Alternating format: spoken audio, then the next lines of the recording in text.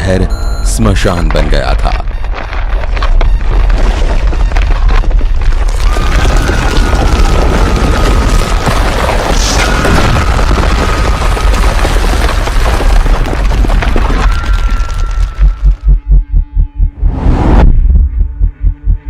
आज यह शहर हिंदुस्तान की शान है।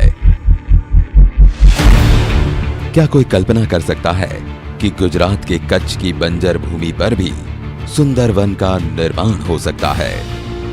क्या किसी ने सोचा होगा कि रेगिस्तान में भी सरोवर का निर्माण हो सकता है?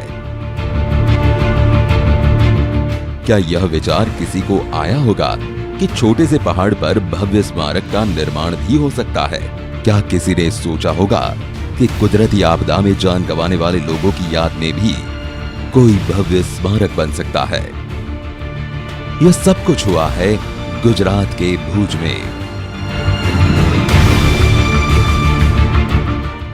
भुजिया डूंगर पर भारत का सबसे बड़ा और सबसे पहला अर्थक्वेक मेमोरियल पार्क का निर्माण किया गया है। एक ऐसे शहर की कहानी जो 21 साल पहले श्मशान बन गया था, आज हिंदुस्तान की शान है।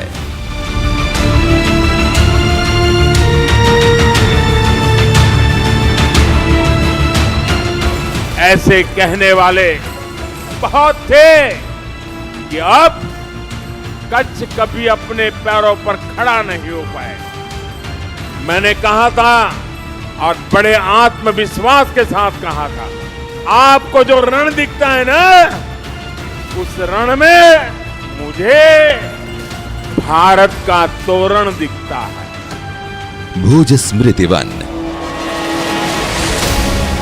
गुजरात के कच्छ में 26 जनवरी 2001 को आए हुए भूकंप में मारे गए लोगों की याद में बनाया गया है भुज स्मृति वन। इसके सफर के दौरान आप भूकंप की उस त्रासदी का अनुभव भी कर सकते हैं और इस भव्य स्मारक को देखकर गहन शांति का भी आपको एहसास होगा। कुदरत की शक्तियों का इस्तेमाल करके कैसे किसी सोच को भव्य स्मारक का रूप दिया जा सकता है, उसकी मिसाल है गए भुज स्मृति वन।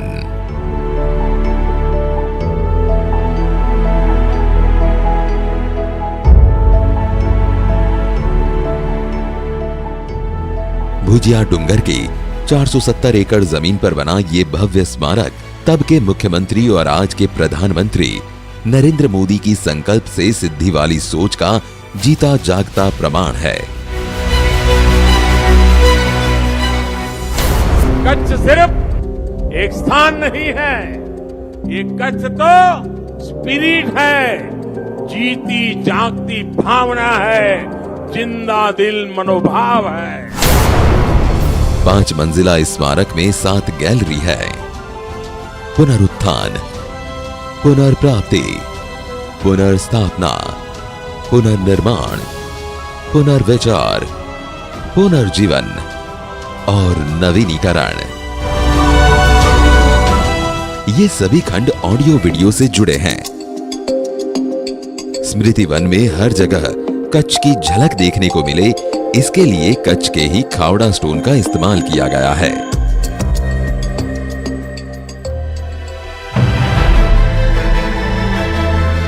छब्बीस जनवरी 2001 को आए भूकंप में करीब 13,000 लोगों की जान चली गई थी। उनकी याद में 13,000 तख्तियां लगाई गई हैं।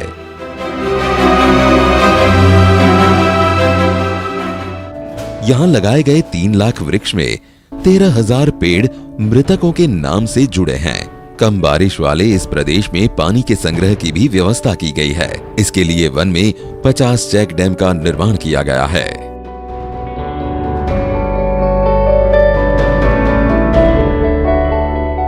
स्मृति वन को रोशन करने की अपनी व्यवस्था है। इसके लिए यहाँ 1 मेगावाट की क्षमता का सोलर प्लांट लगाया गया है। इतना ही नहीं, अपनी गाड़ी से आने वाले लोगों को परेशानी ना हो, इसके लिए यहाँ 3,000 कार पार्क करने की व्यवस्था है।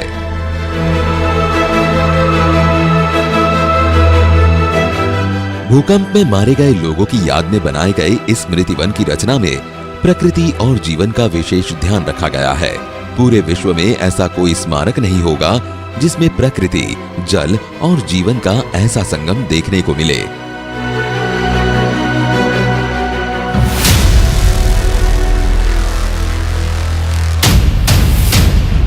कुदरत ने भूकंप के रूप में भयावह त्रासदी दी, तो उसी कुदरत की ताकत से कैसे एक भव्य स्मारक का निर्माण हुआ, उसका प्रमाण है भुज स्मृति वन। प्रधानमंत्री नरेंद्र मोदी इसे वेदना का प्रतीक कहते हैं।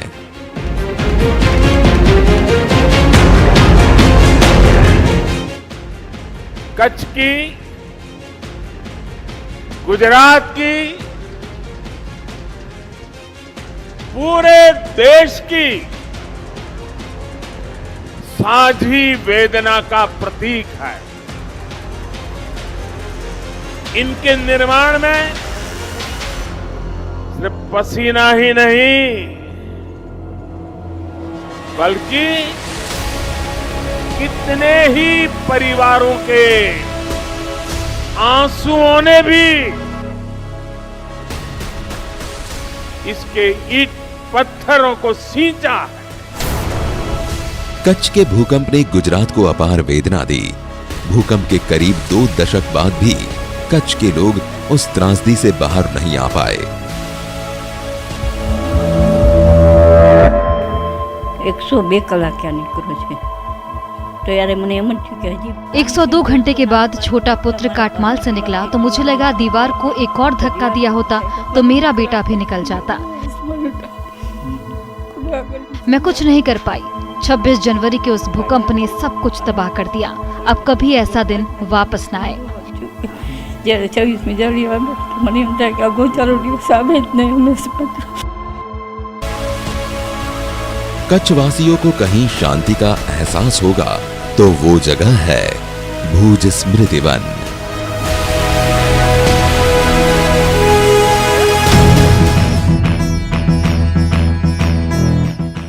ये तो हुई भुज स्मृति वन की विशेषताओं की बात, पर अब बात करेंगे उन विशेषताओं में भी महत्वपूर्ण क्या है। यहाँ के 7 खंड यानी 7 गैलरी मानव सृष्टि का कोई ना कोई संदेश देते हैं। यहाँ सृष्टि के निर्माण से लेकर विनाश और विकास की बातों का बखूबी समावेश किया गया है, जो सामाजिक जीवन का उम्दा संदेश तो देता ही है, साथ में ये भी साबित करता है कि यहाँ विनाश के बाद उत्तम विकास भी हुआ है।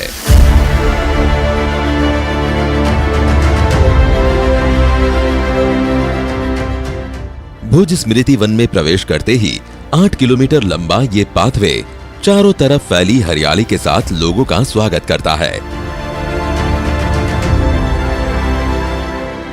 कच्छ वासियों ने कभी सोचा भी नहीं होगा कि बंजर भूमि पर हरे भरे पेड़ों का साम्राज्य होगा। 7 गैलरी की तरफ बढ़ते हुए हर नजारा हर किसी को रोमांचित कर देता है।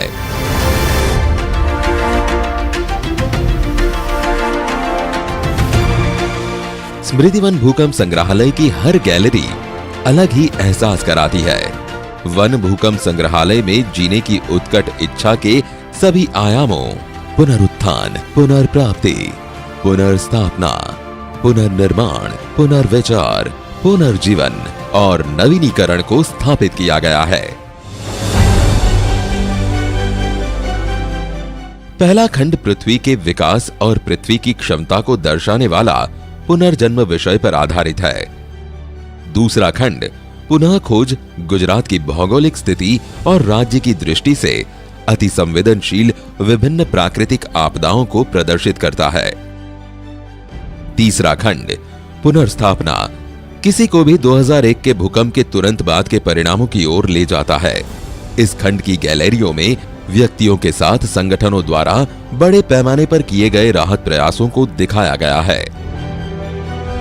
चौथा खंड पुनः निर्माण 2001 के भूकंप के बाद गुजरात के पुनः निर्माण की पहल और सफलता की कहानियों को प्रदर्शित करता है।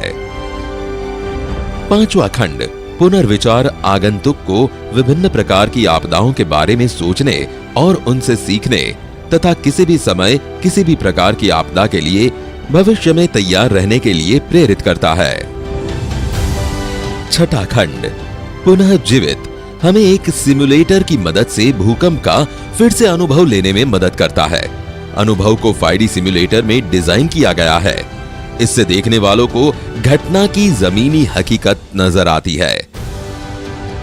7वां खंड है नवीनीकरण। ये एक ऐसी जगह है जहां खोए हुए लोगों को याद कर दिवंगत आत्माओं को श्रद्धांजलि दी जाती है।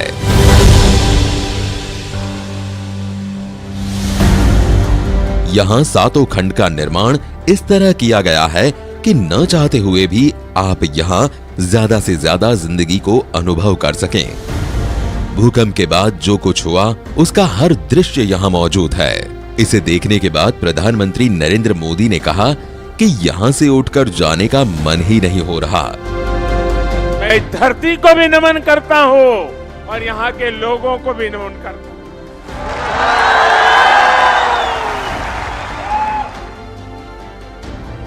यहां आने में मुझे जरा देरी हो गई।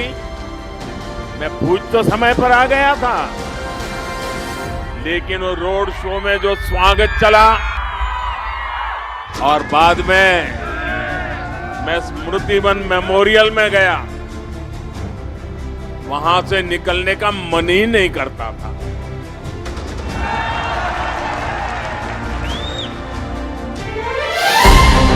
इस भूकंप संग्रहालय में आप भूकंप की आपदा को याद करने के साथ साथ उज्जवल भविष्य की कल्पना भी कर सकते हैं।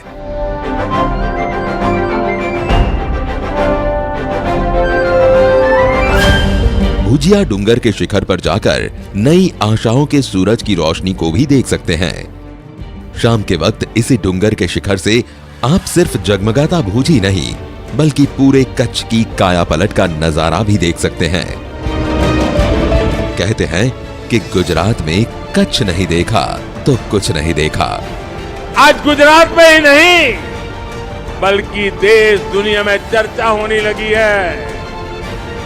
जिसने कच्छ नहीं देखा उसने कुछ भी नहीं देखा।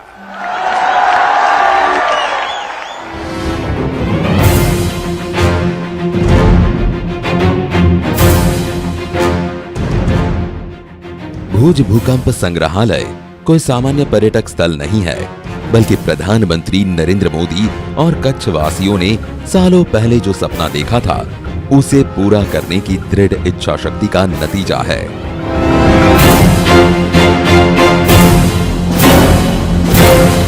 रण में इस स्मारक का निर्माण भूकंप पीड़ित और भूकंप में जान गंवाने वाले मृतात्मा के आशीर्वाद का परिणाम है। लोगों के आशीर्वाद और पसीने से स्मृति वन में लहलहाते 3 लाख पेड़ और चेक डैम किसी आश्चर्य से कम नहीं है। 300 साल पुराने किले के नवीनीकरण के साथ भूकंप संग्रहालय के एक छोर पर म्यूजियम तो दूसरे छोर पर सनसेट पॉइंट बनाया गया है। इन दोनों छोर के बीच 50 चेक डैम कच्छ में पानी की अहमियत को दिखाते हैं। कम बारिश वाले इस प्रदेश में एक भी बूंद पानी बर्बाद न हो इसका खास ख्याल रखा गया है। बारिश के मौसम में डूंगर से आने वाला सारा पानी अपने आप इस चेक डैम में जमा होता है जिसका इस्तेमाल स्मृति वन में किया जाता है। यहाँ गेबियन दीवारों की मदद से चेक डैम का निर्माण हुआ है। संग्रहालय की दीवारों को कच्छ के खावड़ा पत्थरों से बनाया गया है। ये सोच के हमने ये लीकिंग चेक डैम्स बनाए जो पत्थर से बने हुए हैं, जो लोकल पत्थर है वहाँ का उससे बना हुआ है। ये जो कहते हैं गैबियन बास्केट्स उसके अंदर डालते हैं, स्टील की गैबियन बास्केट्स होती हैं और इसके अंदर लेके कोई सीमेंट की ज़रूरत नहीं है, कोई कंक्रीट की ज़रूरत नहीं है, ये डालते हैं इसके अंदर क्योंकि ये भूकंप का जोन 5 है। जोन 5 मतलब कि वहाँ पर पृथ्वी स्थिर नहीं है, शांत नहीं है, थोड़ा बहुत हिलती रहती है। भुज भूकंप संग्रहालय का दूसरा आश्चर्य है 470 एकड़ जमीन पर लगाए गए 3 लाख पेड़। इन पेड़ों की वजह से स्मृति वन नंदन वन में तब्दील हो गया है। हरे भरे पेड़ गर्मी में भी यहाँ आने वाले लोगों को ठंडक का एहसास कराते हैं। हर एक पेड़ भूकंप में खोई हुई आत्माओं की याद दिलाता है। भूकंप में जिन 13,000 लोगों ने जान गंवा दी, उन दिवंगत आत्माओं के नाम है यहाँ के 13,000 पेड़। वन और चेक डैम के पास बनी दीवारों पर हर मृतक के नाम की तख्ती लगाकर भी उन्हें श्रद्धांजलि दी गई है। ये बताता है कि कितनी मुश्किलों से गुजरने के बाद इस पार्क का निर्माण हुआ है। ये जो मेमोरियल बन रहा था, मेमोरियल सिर्फ किसी के देहांत का नहीं था, ये था रीबर्थ का, कि कैसे फिर से जिंदगी फिर से शुरू होती है। और उसके अंदर से क्योंकि शुरू हो रही है तो उसके लिए उसमें होप है, उसके अंदर लेके आगे बढ़ने के लिए क्या लेके उसका वो रहेगा।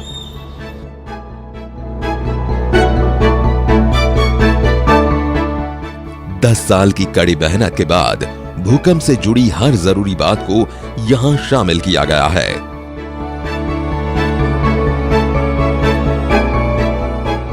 कंदला का चक्रवात हो या 2001 का भूकंप, यहां कोई भी आपदा विकास की रफ्तार को नहीं रोक सकी, जो हर कच्छवासी के लिए गर्व की बात है।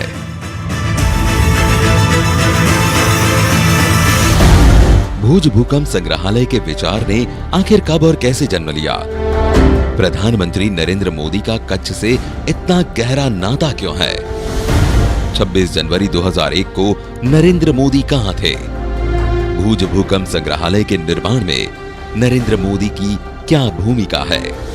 ये जानना भी उतना ही दिलचस्प है जितना स्मृति वन को देखना। मुझे याद है भूकंप जब आया था 26 जनवरी का वो दिन, मैं दिल्ली में था। भूकंप का एहसास दिल्ली में भी हुआ था और कुछ ही घंटों में मैं दिल्ली से अहमदाबाद पहुंचा और दूसरे दिन मैं कच्छ पहुंच गया।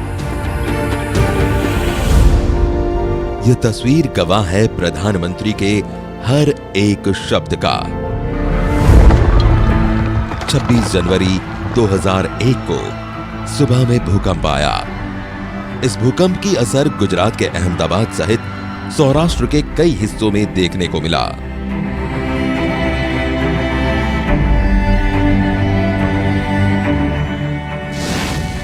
भूकंप का केंद्र कच्छ था।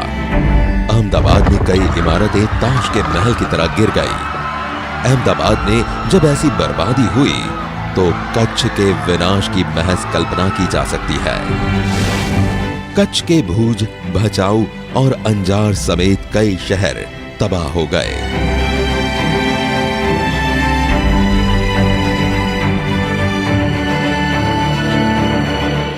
उसी दौरान बीजेपी के एक सामान्य कार्यकर्ता के रूप में नरेंद्र मोदी दिल्ली से कच्छ आए थे। किसी कार्यकर्ता की बाइक पर बैठकर मोदी भूकंप की बर्बादी का जायजा लेने निकल पड़े। स्थिति इतनी भयानक थी कि किसी की मदद के बारे में सोचना भी मुश्किल था। कच्छ के कई शहर मलबे में तब्दील हो चुके थे। जिंदगी और मौत के बीच चल रही लड़ाई में मौत हावी था।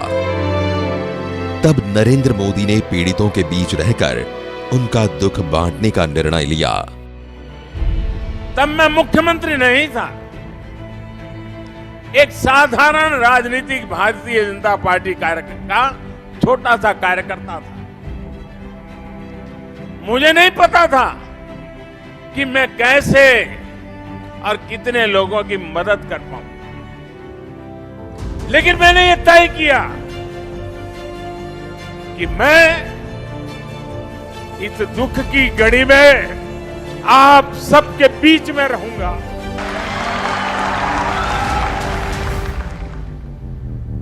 और जो भी संभव होगा मैं आपके दुख में हाथ बटाने का प्रयास करूंगा। भूकंप पीड़ितों के साथ कंधे से कंधा मिलाकर काम करने वाले नरेंद्र मोदी ने कभी सोचा भी नहीं होगा कि कुछ ही महीनों के बाद वो खुद गुजरात के मुख्यमंत्री बनेंगे। भूकंप की त्रासदी में लोगों की आंखों से बहे खून के आंसुओं को उन्होंने देखा था। यहीं पर उनके मन में स्मारक बनाने के विचार ने जन्म लिया। जो प्रण हमने लिया था वो आज पूरा हो गया।